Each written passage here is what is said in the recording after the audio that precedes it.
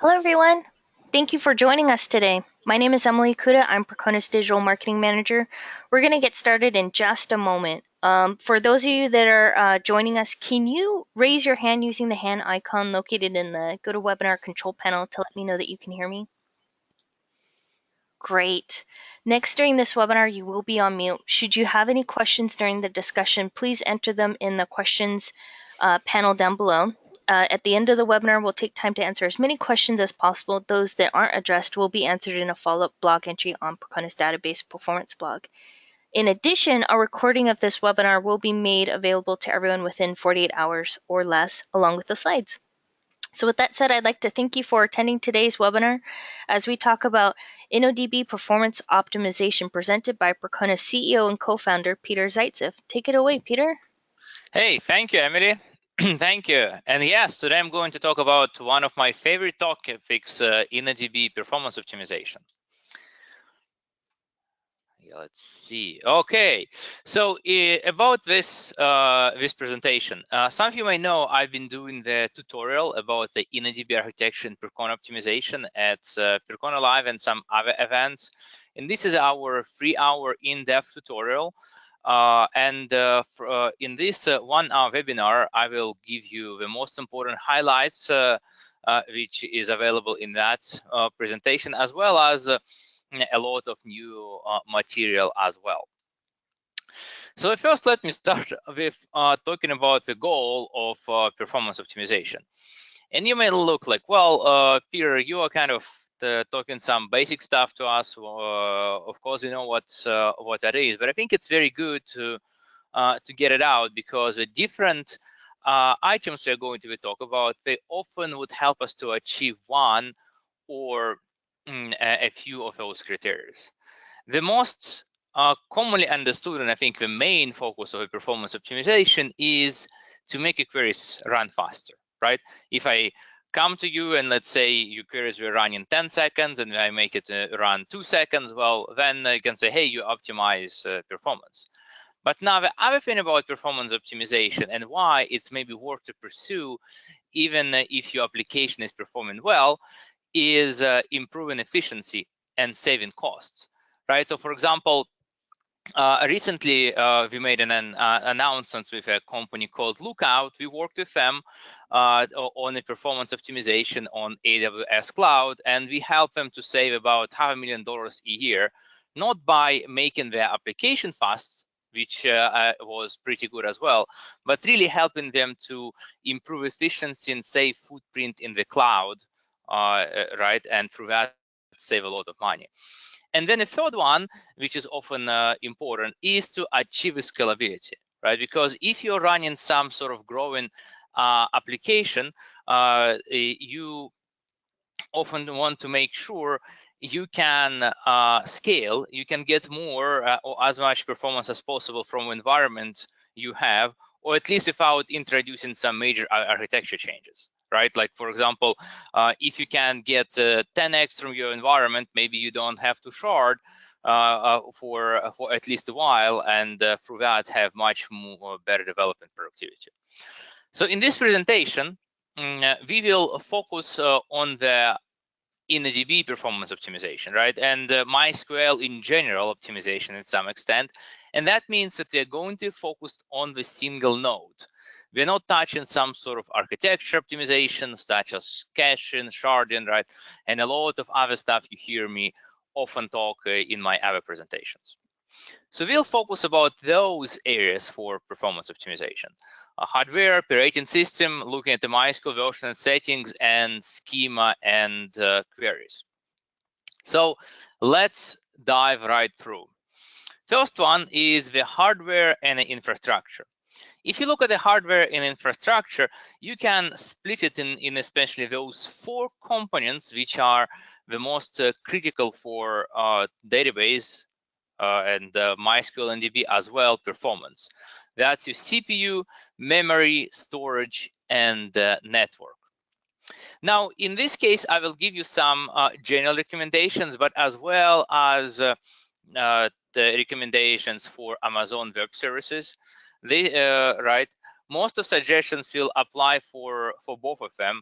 But I will also provide you specific recommendation on AWS Cloud because, we do partner with Amazon Web Services, and if you look at their MySQL community and our customers, the Amazon Web Services is by far the most common cloud provider at this point. Okay, so talking about the CPUs. Well, with CPUs, I think it's very simple. So faster CPUs, of course, are better, right? But faster CPUs is kind of a tricky term in those cases, right? Because you often get either CPUs which have a lot of cores, but they're kind of slower, or may have a smaller amount of cores, but which are faster, have a higher frequency. Now, the thing you have to understand with MySQL is it's mostly single-threaded handling of a single query, right? I'm saying mostly because there are some minor things like read aheads and some other stuff which is handled by assistant kind of queries, but mostly the operation is done in single queries. So if you are concerned about batch jobs or individual query latency, then you need to focus on getting your CPUs with faster cores, right?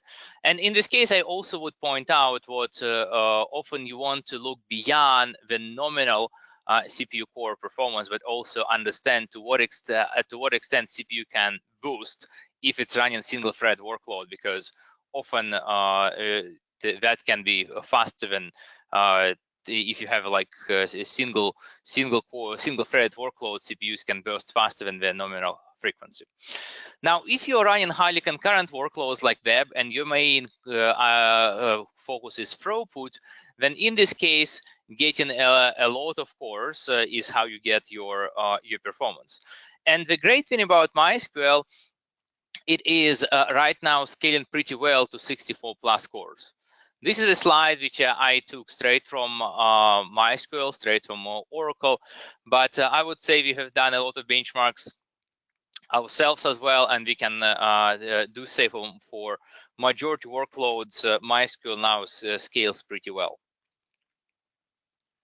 Now, some of the things you may ask, okay, but how do I know as a user what kind of concurrency do I have on the server?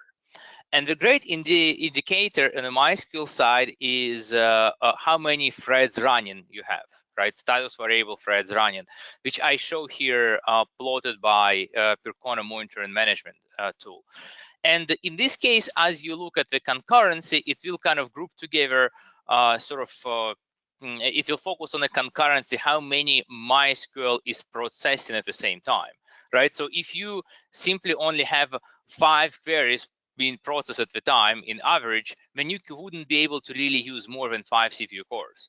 But it's also well possible that your queries are being busy waiting on disk I/O rather than using CPU performance. And for that, it is a good idea to take a look at the CPU utilization and number of runnable processes in VMSTAT.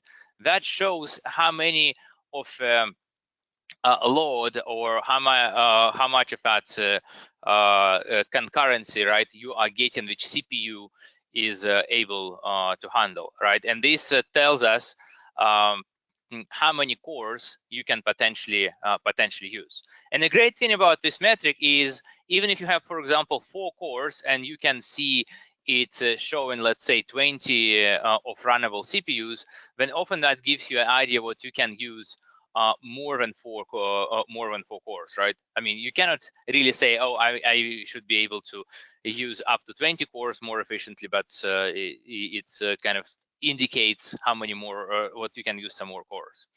So let's look about the CPU side on AWS Web Services, and what kind of instance type do we have available. One is M5 instance type, and that is what Amazon calls general purpose instance type. The great thing about the M5, this is an instance type when the new virtualization has been deployed on Amazon, which really improved performance significantly for for many of the database operations, right? So that is a very good instant type to use, right, compared to the different previous generations. Now, what is also is available is your C5. That is, if you say, hey, my workload is such that I need to shift the balance and to get more CPU cores, but I don't need as much memory.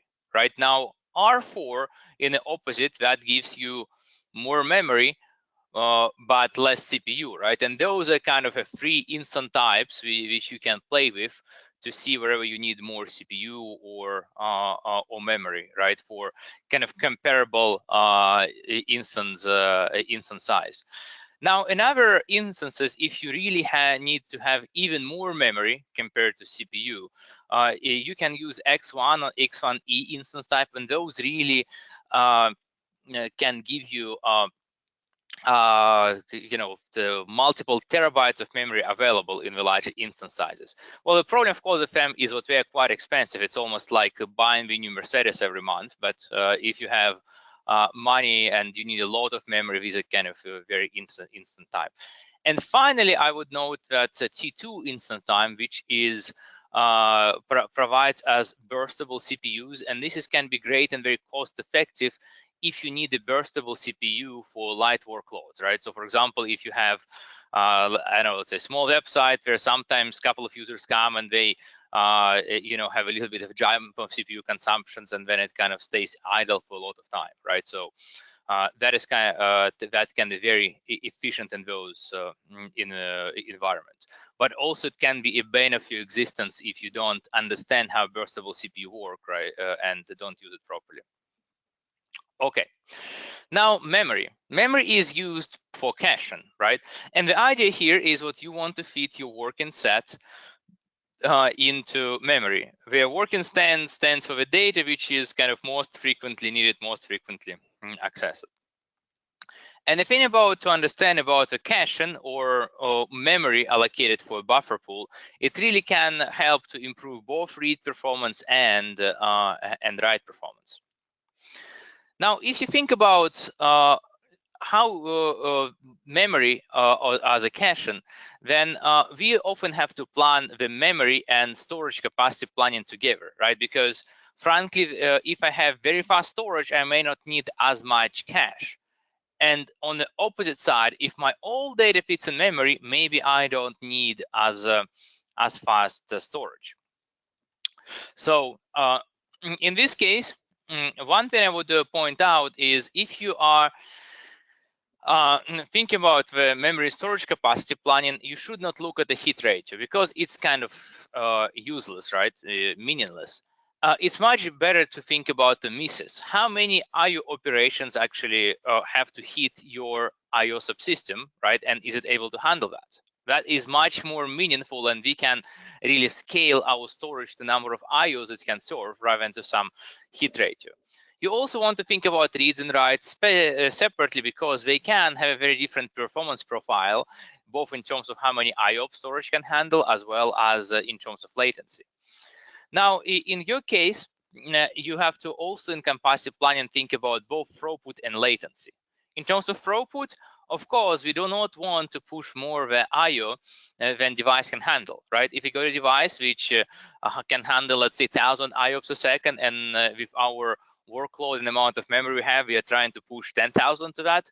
Nothing good to come out of that, right? You would just have a very bad query performance and the failures and happy users and happy developers and happy everyone.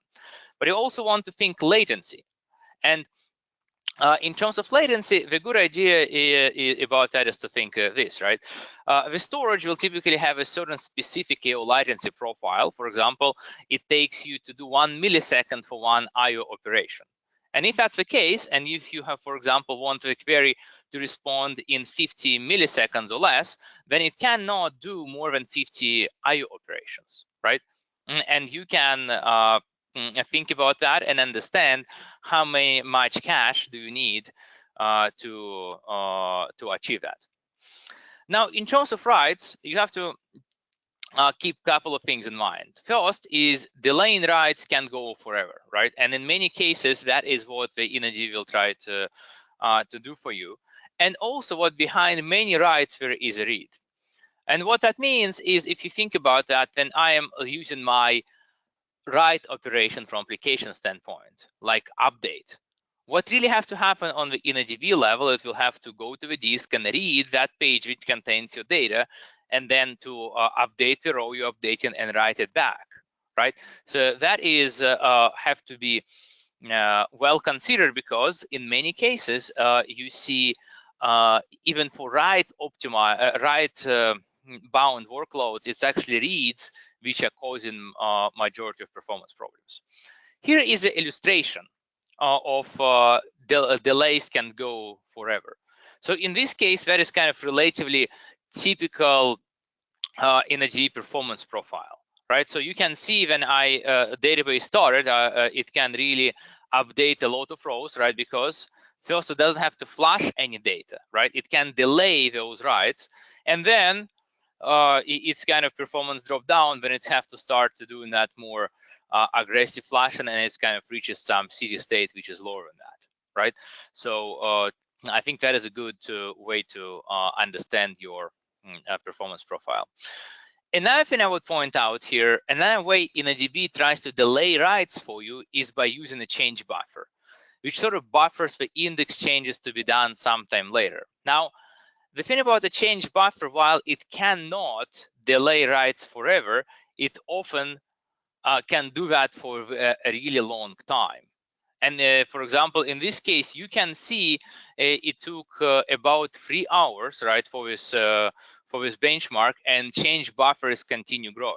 Right? And what that means is, what if you're not understanding how you change buffer, the state of your change buffer, you may be up for surprise why your performance profile changes many hours or even sometimes day after you started your server, right, and applied workload to it. Well, because maybe the change buffer is now finally full, right, and so performance profile changes because you can't delay index modifications anymore.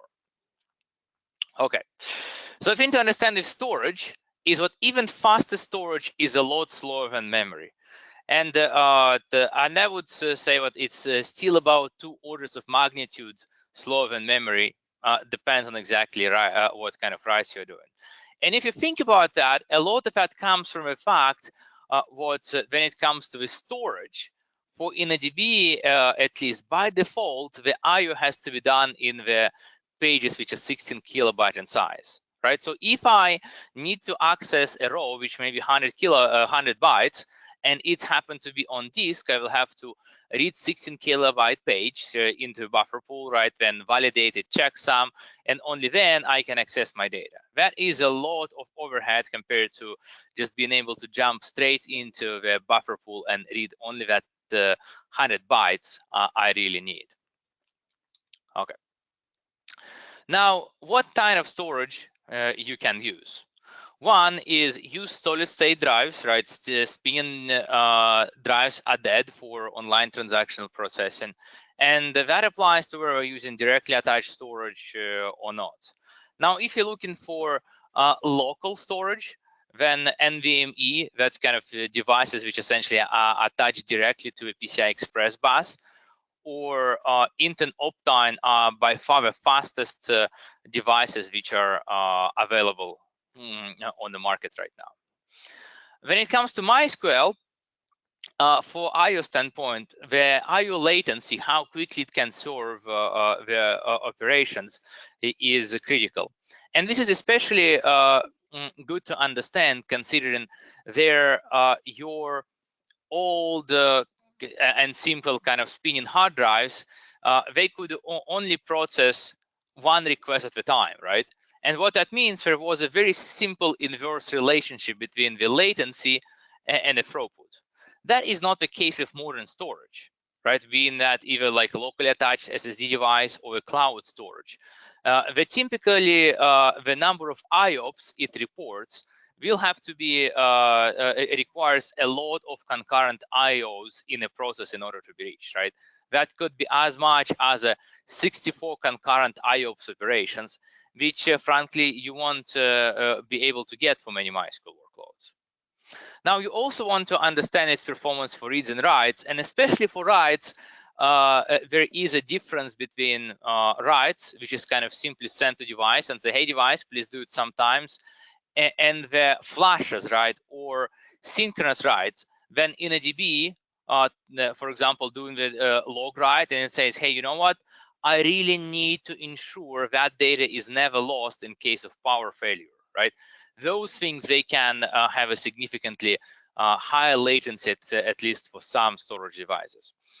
And you also, of course, if you care about your data, you want the storage which has a write cache, but that write cache is durable. What that means is if you have a power loss, then that cache is not going to be lost because if your write cache is not durable, then you can have a database corruption and power failure, and that is something you surely would not want to do. Okay, so this is example, in this case, where we plot one of the NVMe devices latency, then we're plotting reads and writes here. And you can see like what for some workloads, there have been a lot of difference here between reads and writes, right? And you can see, for example, what for this given workload, while reads kind of stayed below 1 milliseconds, below half a millisecond, right? Either then you have writes which we are spiking as 2 millisecond latency, right? So that is a very good illustration of what you should not expect the same latency for reads and writes for devices. And that way, as I mentioned, it is a good idea to understand IO concurrency. And what I also try to do here is to look at IO concurrency, which come in for reads and writes separately, because again, those are different, right? When we are going to device and we are doing read, we actually have to go ahead and do real work, right? Find the data which you want and retry it. When it happens with the writes, in many cases, you can just put that write into the cache and really apply it in the background, and that really changes a lot what kind of concurrency we need with writes to reach optimal performance, right? And also because a lot of writes, especially synchronous writes in Innodb, will come from a log writes, then often you don't get as much concurrency out there as you can get with reads, right? Okay. Let's look at the storage choices for AWS now. So for storage choices, we can we have those right now. One is, I would say, most recommended for database is using provision IOPS. And indeed, it can scale pretty well with giving us up to half a gigabyte a second per volume and a lot of IOPS, right? But it is also pretty expensive, right? The other one to use that can be EVS GP2, right? General purpose volumes. Now, those can have a little bit of bad rep with the database workloads. And indeed, for very heavy database workloads, you may want to use provision IOPS. But for a lot of general purpose database workloads, you can get by with GP2, but only if you understand it properly. And if you need to understand with GP2 is what its performance scales with size, right? So your small GP2 volumes will actually perform very poorly, and that is by design. Now, what is also often misunderstood is what GP2 volumes, they actually burst for small volumes. So if I create GP2 volume on 2 gigabytes, I will get probably about 3,000 IOPS from it, but only for my first 10 minutes. 10 minutes applying heavy workload. And then it will boom and go back to 300 IOPS, right? Which often would be very kind of severe regression for your workloads. But again, this is how it's by design. And if you understand how many IOPS it can provide, it's at least for medium scale, you are able to get a lot of performance right, for a price. And a third option is using your local NVMe storage, which is available with i3 instance type. And this is really, really fast, much faster than any of EBS attached storage. But as you can see, it can go in a million IOPS and gigabytes per second, depending on the instance size. But of course, the challenge of this storage is what it is not redundant, right? It's really attached to the instance, and if that instance dies, then the storage dies with it. And through that, it is the most useful if you're using MySQL replication of your Percona XDB cluster, right? So you are using some other kind of data copy, and you don't need to rely on EBS to do that. So we actually have done with PXC and a volume size extensive benchmarks, right, which I provide the link out here. But here is a quick summary, right, where we can see what for let's say small database, small volume size, you see IO2 performs a lot better than GP2, right, and then the NVMe on i3, even while being less expensive than provision IOPS, given by far better performance. Okay, now when it comes to the network, in terms of network, you can think about two kind of network, especially in the cloud. One network is kind of your front-end network, and in this case, I mean about the network which is connecting to the MySQL cloud, right, or connecting to their to the application. And then there is a back-end network, right? And in the cloud, especially, that is where your EBS operates. And in many cases, those would use different physical connections, and you can and should do capacity planning for those separately. In terms of network performance, latency is the most critical here. And what is very good to understand is what the latency from, let's say, your user to your application is less critical than from the application server to a database. Why is that? Well, because for single page view, right, or some sort of, let's say, API call, you often would have issued 10 or maybe even 100 of a database queries, right? And those latencies being add up. So for your client, often 10 milliseconds is not a big deal. But when you're speaking about talking from application server to a database, even a few milliseconds difference can severely impact your performance, right? So because of that, we often want to keep the application server as closer to the database as possible.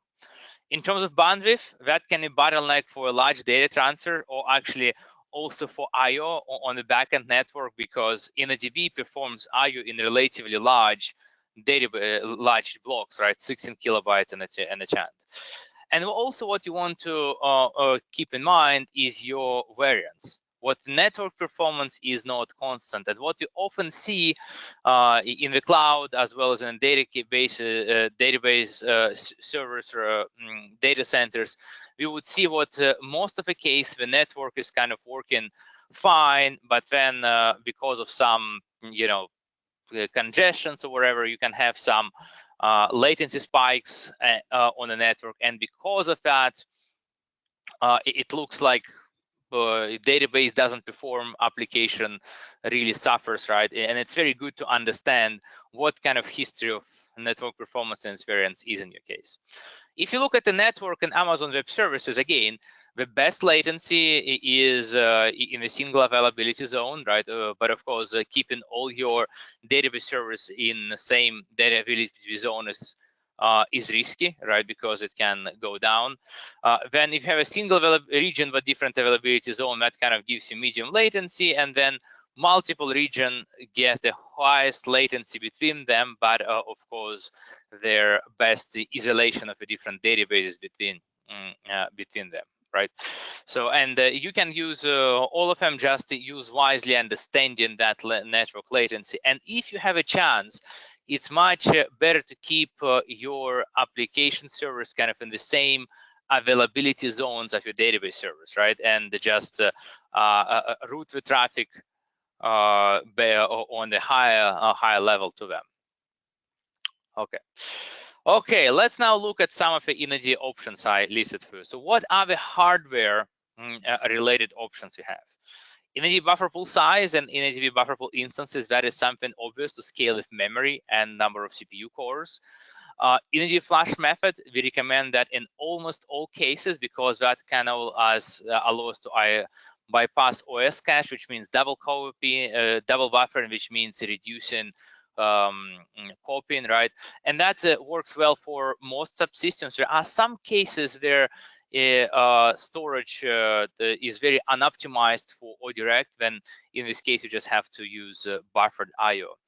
In gflash logotherix commit, this variable is important to know. What you should not change that by Google what gives you best performance, because it impacts your durability. If you set it to 1, then your transactions will be durable, it's committed, then it's not going to be lost. But if you set it to 0, or if you set it to 2, then it is possible in case of power failure, some of the last transactions will be lost. Sync binlog, that is, I would say, the companion option. Value 1, that makes sure that your transactions are not lost from binary log as well, but that also comes with a significantly with significant performance cost, especially on some file system, right? So, and I would point out sync binlog option because this had changed its default. It became enabled by default on MySQL 5.7, and I would say so many MySQL migrations and people install MySQL 5.7 and now see performance substantially lower is related to this different default, right? So MySQL 5.7 is kind of has defaults which are slightly slower, especially on a slow storage, but much more reliable and durable in terms of your transactions. And the other one is Innodb IO capacity, right? That tells you how much IO system storage can handle. And I'll talk a little bit about this a little bit later as well. Okay, operating system. An operating system, by far majority of MySQL installation is run on Linux, so that's what I'm going to focus on. And for this, I would say run the modern version. That is important because there is a lot of optimizations in the recent kernel, especially for the new hardware. If you are running the cloud, then there are cloud optimized kernels which are optimized for running the cloud, which I suggest to use. And if you wonder in terms of what the majority of MySQL users are running, those would be either the Red Hat Enterprise Linux compatible, something like CentOS or Amazon Linux, or Debian and Ubuntu are by far the most common distributions we see with MySQL, and you can get a great performance with all of them. Okay, moving on to operating system settings. So there are a few things I would recommend here. One is number of open files for MySQL process. If you have a need to use large number of connections or large number of tables, make sure it is raised from default, which is a very tiny, just 1,000 on many operating systems. For file systems, XFS or ext4, both of them are proven to have a pretty good performance track record and reliability as well. Now, if you are kind of trying to save another 0.1%, you can also use mount or no time option. You will see that recommended in many places, but with recent kernels, the benefit from that is not as large. From a disk scheduler, we like to see deadline or no op. That is actually default on the recent kernels, and also keep in mind if you have an NVMe storage, or also if you use M5 Amazon instance types, then that storage does not have a scheduler, right? So don't be surprised if you can't really change that. That's by design and just re-architected storage infrastructure. Another settings that apply to hardware and operating system is your NUMA, non-uniform memory access.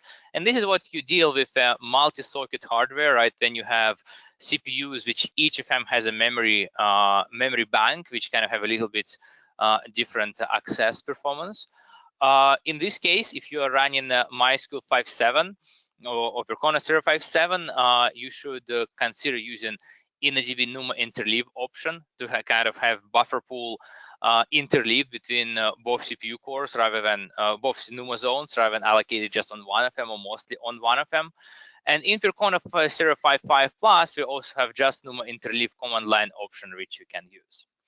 Now, another piece also is CPU governor, right?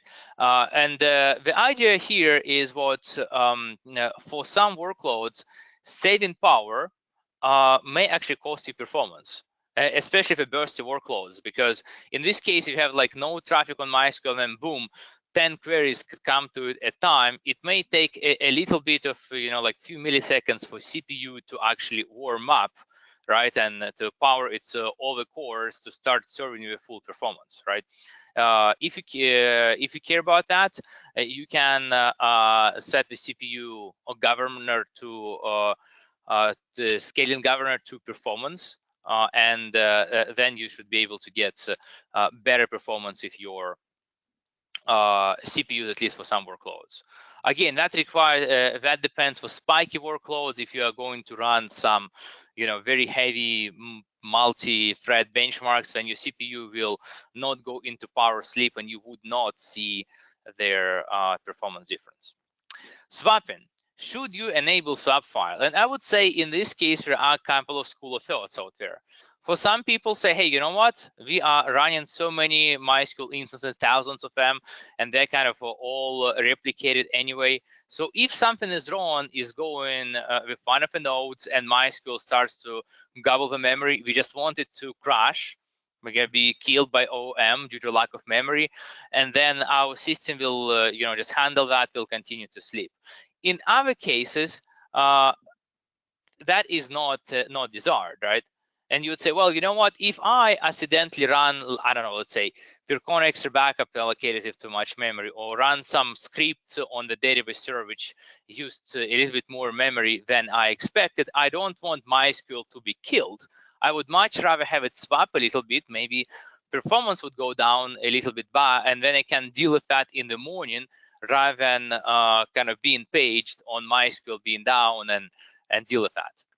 That is up to you. I personally like to have a swap being allocated into some substantial amount, right? So not to deal with a MySQL dying, right? And if you're using that, then you often want also to set the swappiness to 1 or to 10, because you only want to use swap as a last resort, as emergency, right? If you will, because otherwise a tendency operating system may try to swap out some of your buffer pool, which is not a good idea at all. Now here is another kind of benchmark I want to share with you, or the blog post I did, and this is about the swapping. And in this case, I simulated what happens if I really drastically overcommit amount of memory compared to how much I have. And what you can see in this case, even if I have a swapping going on at the rate of 200 megabytes per second, right, which is very high amount, I still have some work being done, right, in this case, which is and that is to show what on SSD, while swap gives you significant performance impact, it is not as bad as with your all-time spinning drives. When if you started swapping, then everything would essentially grid to halt, and that database box is as good as dead anyway. Okay, MySQL versions. For MySQL versions, you want to use the more modern versions, which is MySQL 5.7 right now. MySQL 8 is in IRC, but it is not ready for prime time yet. And if you're looking for some additional optimizations, you should consider Percona Server, but you know that. One thing I would point out, though, a lot of performance optimizations which have been advertised, they apply to their to a multi-core performance. If you look at the single core performance, then you should refer to those results by Mark Callaghan, and there you can see what, for depending on the benchmark, right, on the type of query, we see some substantial performance reduction over last few years, right? Especially for single queries coming from a single thread, right? So so be careful, right? If you have a workload where you see single query before single thread performance regressions with upgrading, let's say, from 5.6 to 5.7, then well, it is kind of expected. Okay, MySQL configuration. Instead of MySQL configuration, here are a few things you want to think about. How many connections do you need, right? That's is obviously. How many tables do you have? Depending on the tables, you want to say table open cache and table definition cache, where table open cache pretty much holds table instances, right? So if one table is opened by multiple threads at the same time, right, it would require several copies. So typically you need table open cache, I would say maybe from depending on your workload, from 2x to 5x the number of tables you have. What character set do you use, right? Remember, MySQL is probably one of a few databases which is still not UTF-8 by default. It actually changes for MySQL 8, but if you're using UTF-8, you need to change that, and actually also to note what UTF-8 can slow a lot of things down. Majority of benchmarks we see around the flatten one the character set, right, which is not very relevant. And another thing you need to decide is how long to keep a binary log.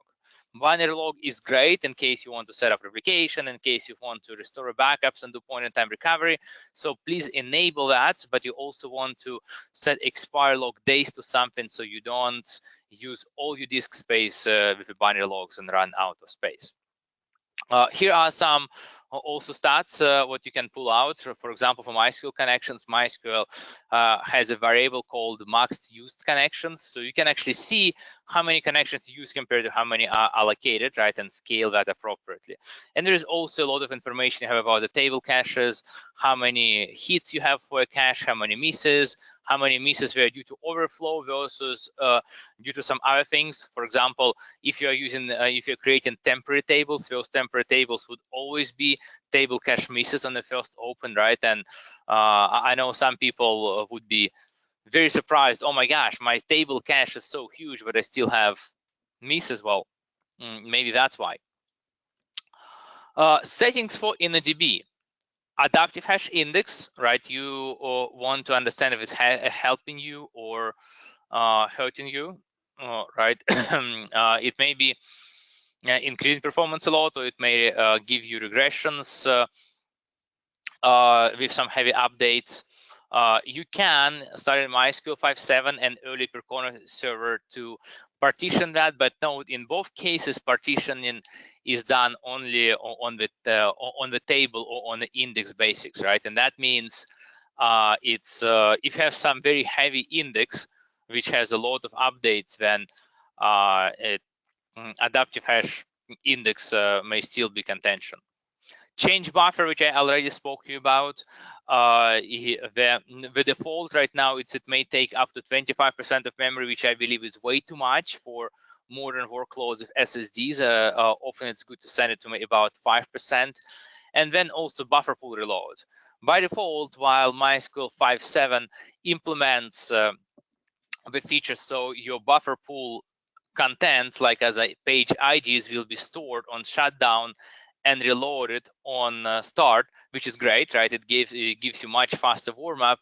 Unfortunately, it's only stores that for 25%, which is, in my opinion, too low, and I would look at that and somewhere at least 80% or so.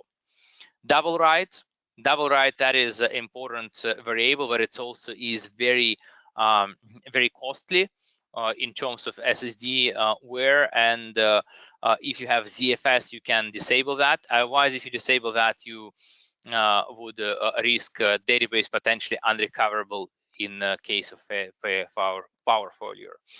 Another thing, option to keep in mind is disable Innodb flash neighbors. Right, this is an option you want to disable if running on SSD. Default is 1, still in MySQL 5.7, and it is kind of better suited for rotational media. Some more graphs try to show you change buffer performance and an adaptive hash index. For change buffer performance, what you want to be looking in this case here is number of inserts, delete and delete marks versus merges. If you have a good ratio out there, like you have a lot of those, if you have one merge which is able to merge a substantial amount of records, maybe 5 to 10, in this case your change buffer is doing its good work. If a workload is such so you have maybe only 1 or 2 records merged for each merge operation, then it's pretty much useless and you may want to scale down its size or disable it altogether. For adaptive hash indexes, you can also see how many hits and misses you have, right? Like so, for example, in this case, you can see what adaptive hash index for this workload is not quite great because it only has a 22% hit ratio, while we have to really spend a lot of time maintaining it, right? We are like churning the tens of thousands rows every second maintaining that. So for this workload, it may be better to disable that, but as usually, use those kind of formulas and graphs as hints, but run your benchmarks to evaluate actual performance impact. How much IO to give to Innodb? I kind of mentioned about that, but it should depend on your storage, but really, you should not also set it to high, because if you have set those, even if you have a capable hardware, setting those values to high may introduce a lot of kind of background churn and kind of noise to background operation, which actually can reduce your performance a lot, right? And in our tests, often setting Innodb IO capacity more than 1,000, even on a very powerful hardware, was not helpful.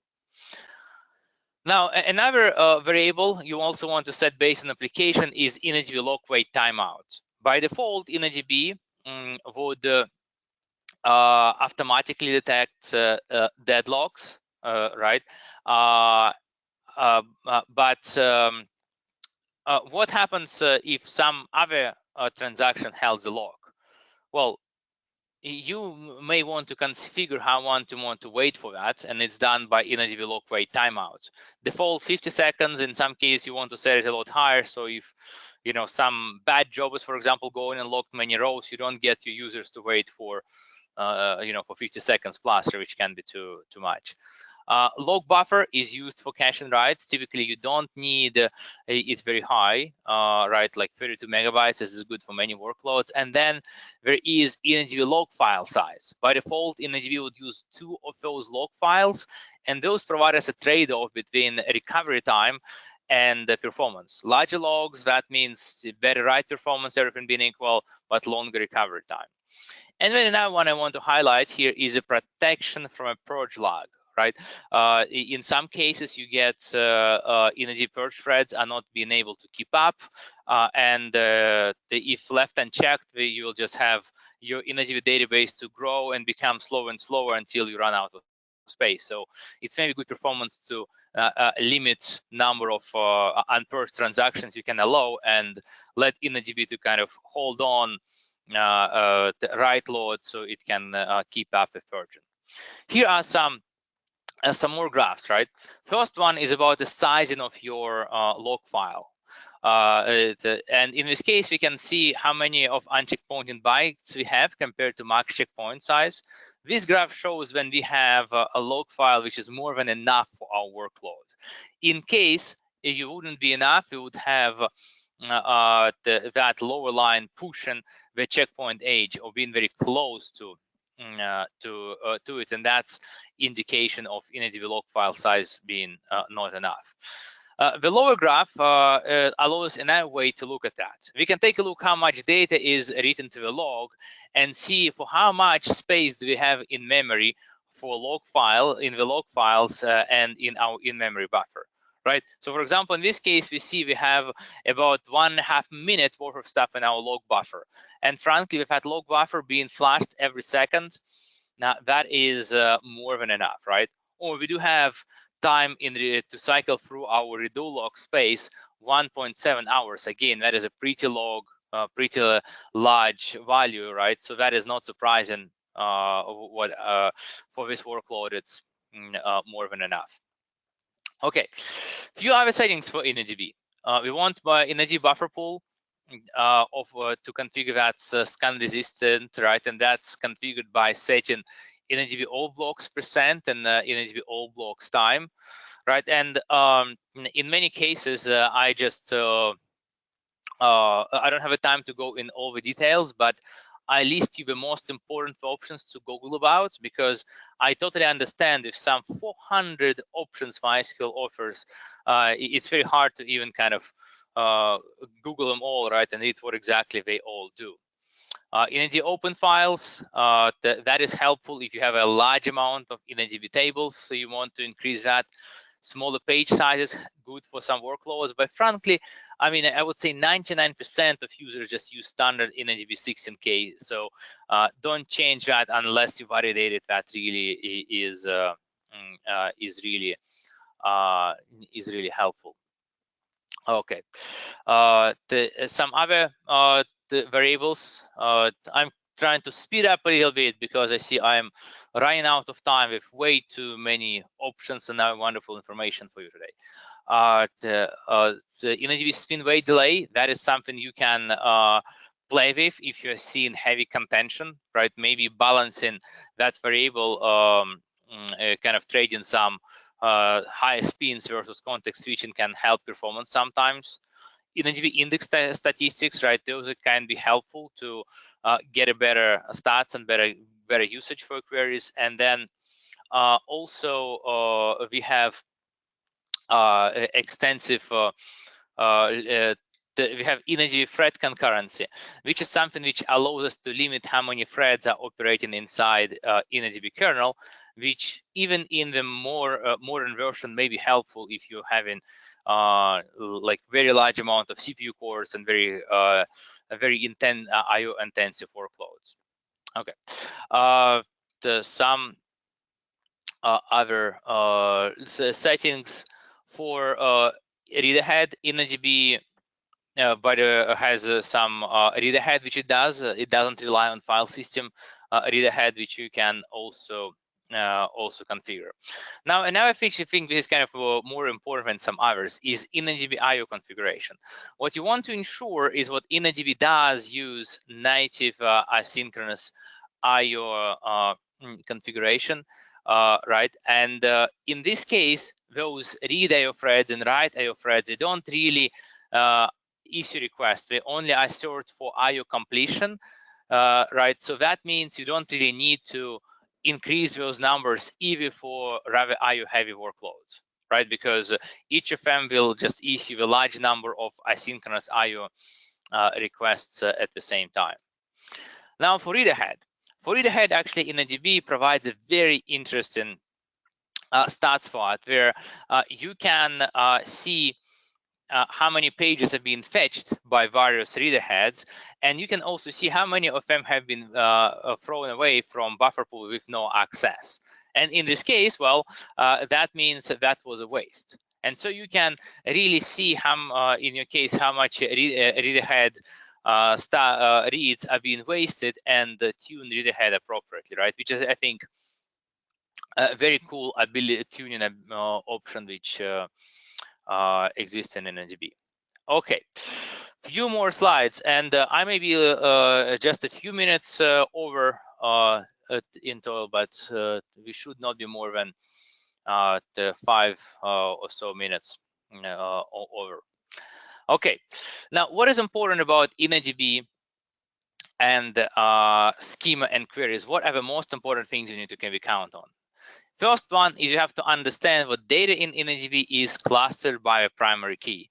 That means what rows with adjacent primary keys will be trying to be clustered on the same pages together on the page within a page boundary, right? If they can be fit to that. Right. And even if you don't create a primary key, then Innodb will create a primary key, hidden primary key for you. So with that, you want to use primary keys, because why waste perfectly good potential for creating an index, right? When you can. Second one is you want to use short primary keys. And then it's also better to use sequential primary keys, something like after increment, everything else being equal, because that allows you benefit from clustering and so on and so forth. Now, I think you also have to understand that primary key lookups, especially ranges, are faster compared to the secondary key lookups, and you want to use that for your schema design. For especially one of the classic design patterns would be if I'm, let's say, storing something like blog post comments, I can put the primary key as post ID, comment ID. So I get all the comments for a single post ID to be clustered together on one of few pages, right? And for that, access pattern retrieving all comments for a single post ID, that can be very great optimizations. The second thing you need to recognize is that the secondary key refers to rows by the primary key. And that means that the secondary key lookups are slower. That is where your adaptive hash index is in play and trying to help you, but it's still slower. Now, you also should note what that means, also what the long primary keys means bloated secondary keys, right? So for example, if you have a primary key which is varchar 255 and very long strings like, I know, URLs, and then I have just a key on an integer, then that key will have a very short key value but very long pointer value to a primary key, which is an all primary key value.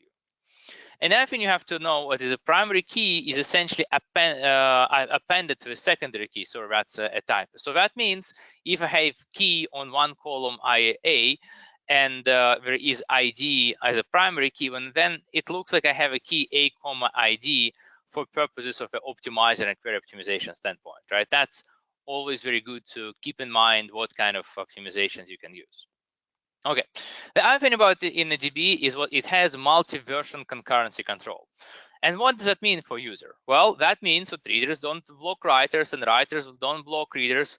Readers don't block readers, of course, as well as everywhere.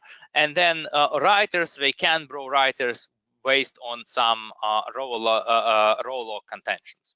What that also means is what readers can read stale data. That means they can read the data which was sometime in the past, right, before, and now it may be still already modified by some transaction happening, but readers are still reading that old data. Now, if you don't want that, you say, oh, for my application, I always want to read the absolutely current state of data, then you can use a lock-in reads when you absolutely need the current data of data. Now, from a versioning standpoint, how it's implemented is what old versions of rows are kept in a separate undo space, undo table space in Innodb, while old corresponding index entries are kept in indexes, right? So what that means is if I have a lot of unpurged index entries, then my indexes can grow fat, bloated, and slow. Now, how is that old stuff being removed, right? Well, that is done by purge threads in Innodb. So when you delete the data or update the data, then those processes, they don't really actually remove the old versions while they work. That is done by the purge threads, which are constantly working, trying to delete the old garbage as quickly as possible. So what do you have to get optimizations for MVCC? Well, first one is want you to avoid very long read transactions to give heavy concurrent writes, right? So if I'm doing I started select, which runs for 6 hours at the same time as many heavy concurrent writes, then I will have to retain the version history for all those 6 hours, right? Which cannot be purged, which will get my database slow and bloated. You also, for the same reason, want to avoid transactions which modify a very large amount of rows, because they tend to blow up your undo table space size. And if your undo table space size becomes so large, it spills out of a buffer pool, right? Maybe it becomes hundreds of gigabytes because you chose to update, I don't know, let's say 2 billion rows with one big giant transaction. Then a lot of bad things will happen performance-wise. Now, you also want to avoid, when possible, having very hot rows, as they can generate very long update chains and will have very slow to update. What I mean by a hot row, right? Let's imagine what I'm having my 6 hours transaction. At the same time, I have some counter row which I am updating 100 times a second, right? Then I will have to keep many thousands of tens of, I mean, hundreds of thousands, I think in this case, right, of that row version, which will be very slow to access access that, right? There is no built-in limitation on how many row versions Innodb will maintain for you. So it is just for you to make sure you're not doing those things. Now, another often choice you need to make is dealing with repeatable reads versus transaction isolation mode versus read committed. Repeatable read is your default isolation mode. And what that means is, as you are having transaction in that mode, is what you're always reading the data at the time of a first select in that transaction, or actually first statement, right? If you do the update first, that will also apply. Now, the good thing about that, that's a very, it's default, and that's very simple visibility mode, but that's also can really delay the purge process a lot, right? Now, what you can do, the other alternative is read committed, and read committed that allows us to view the data at always a point of a start of a statement. And if you have a transaction with multiple statements, it's always kind of being reset. And in this case, you can often purge the garbage faster, which is good. But at the same time, you have very short statements, then you can, and a lot of contention, you can reduce performance due to contention allocating snapshots, right? That's just some internal, relatively expensive operation. So that is a trade-off. Okay, now queries. In terms of the queries, well, as with any the other storage engine in MySQL, it's great to understand your top queries, right? Where you can get information here from PMM. But then what is good idea to take a look at is to understand, either through PMM or through other tools, or maybe just looking at your slow query logo performance query, is where exactly those queries are spending time, right? So for example, in this case, we can see the query which is spending about 60% of time waiting on a read disk IO. And so that makes it very clear what if I want to optimize that query, I need to have more memory or faster disk. In some other cases, it will be something else. Like you can say, wow, this query has been spending the majority of the time on row level logs, right? So that is something I have to focus on. Right. Now, in this case, if you wonder where all these graphs come from, they come from Percona Monitoring Management. And here's a couple of links for you, either how to get it installed, or you can also review it on pmmdem.percona.com when it has like a large amount of MySQL and MongoDB, PXE, MariaDB instances.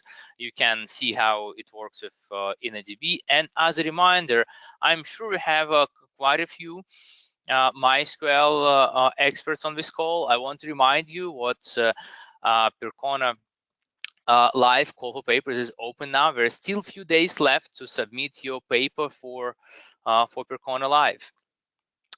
Well, and thank you on this. I'm sorry for running a couple of minutes over.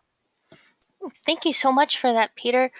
Would you be willing to stay on a little bit longer to answer a few questions? Yes, yeah, let's do that. Okay, perfect. You had a question. You were talking about it. Sorry, let me rephrase that. Okay, if there's a delay in spin lock code, and the code is pretty old, do you need to optimize based on today's CPU? What's your take on that? Well, so Yeah, I think that gets a question of Innodb and the CPUs, right? So, well, a lot of those settings in Innodb, indeed, they originate from a very old code, but there have been a lot of, let's say, small tunings applied to them over years. But a lot of them still is pretty hardware and operation system and workload dependent, right? So you would need to tune it depend on the workload. Now, how I look at that is this. If you have contention, right, because you see a lot of hot mutexes, and you see what your CPU is underutilized, but you're having a lot of context switches, then often you may want to increase their variable, right, with spin delay, right, to do more spinning. If, on the other hand, you see what your CPU is completely saturated with heavy contentions, and if you use pair for something, you see what a lot of time is wasted on the Innodb spin locks, then you may want to increase that to decrease that, right? So that is how you can work with this variable. Oh, yeah, you're saying. Thank you so much for that, Peter. I'm going to squeeze in one more, and then everybody, I do apologize. I will record all these questions, and we'll do a follow-up blog on this. You had made mention about UTF-8. Just to clarify, did you say that would slow things down? Well, yes. I mean, UTF-8 is much more expensive to do work compared to Latin 1, because if you look at the first of all, for each character, the UTF-8 MB3, right, will take up to 3 bytes and MB4 up to 4 bytes. Right? So that means it will have to allocate a lot of more memory internally. And then comparison rules for collations, they are much more complicated for UTF-8 compared to Latin 1, right, which is, well, pretty trivial. So because of that, yes, depending on the workload, UTF-8 can slow down things substantially. Now, the good thing is, if you look at a lot of optimizations in MySQL 8, which is coming up, there have been a lot of focus on working fast with UTF-8 to become the new character sets.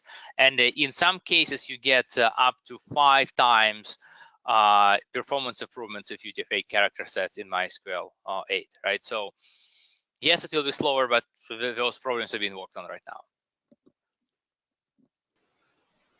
Thank you so much for that, Peter. And I have captured everybody's questions. Thank you so much for presenting today, and thank you everybody for attending today's webinar. We'll make sure to do a follow-up blog entry, and I'll send you a follow-up email with the recording and the slides from today.